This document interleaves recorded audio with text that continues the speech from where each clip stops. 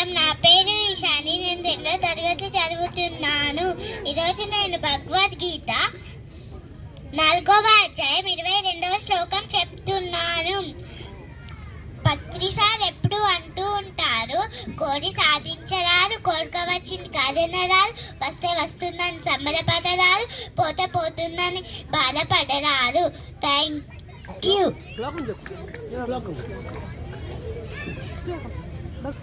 అందరికీ నమస్కారం. నా పేరు ఈశాని. నేను 2వ తరగతి చదువుతున్నాను. ఈరోజు నేను భగవద్గీతలోని 4వ అధ్యాయం 22వ శ్లోకం చెప్తున్నాను. ఎదృచ్ఛ లాభ సంతుష్టో ద్వంద్వోతీతో విమత్సరః సమః సిద్ధావసిద్ధౌ చ కృప్తాపి న నివర్జతే.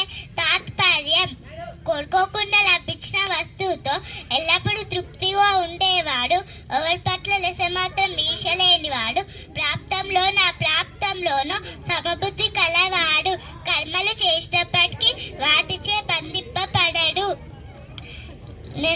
Thank you.